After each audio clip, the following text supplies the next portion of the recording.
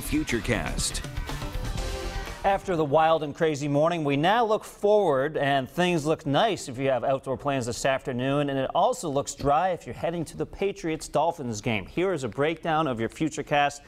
If you're doing some tailgating at 5 o'clock, 70 with some 25-mile-an-hour wind gusts, so your paper plates may be blowing around just a little bit for the tailgating.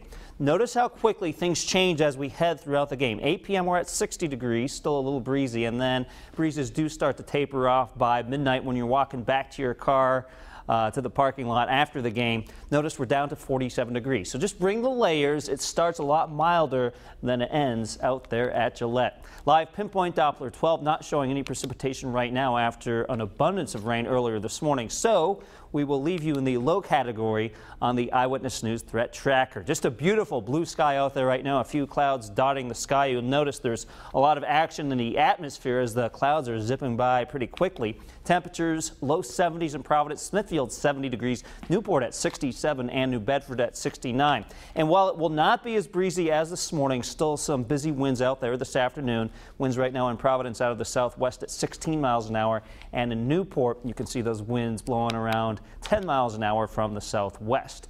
Here is another front that's on the way. You could see a cold front out here in upstate New York. If these showers hold together, that would bring in some showers and some sprinkles around 3, 4, maybe 5 o'clock this afternoon. That's a big if those showers actually hold together. In the meantime, we're looking at a cool but not frigid night. Temperatures dropping into the low 40s in places like Smithfield, the south coast in the upper 40s to the low 50s before a cooler but sunny day on the way for Friday. So our record for today is 78 degrees, likely not quite getting there, but it could be a close call. You could see 75 by around 2 o'clock in the afternoon. Do expect these gusts to stay going, especially as that front passes by from the late afternoon into the early evening. 7-day Futurecast shows that 58 for tomorrow. Now, a couple of things to discuss here in the 7-day Futurecast. Of course, Saturday being Halloween, 53 for a daytime temperature. By the evening, it's cool, but notice how we drop into the upper 40s by 8 p.m. and then stay in the upper 40s around 11 p.m. So that 36, that is for Saturday morning. That is not for Saturday night, but still a good idea to dress the kids maybe in a few layers underneath some of those Halloween costumes for the trick-or-treating.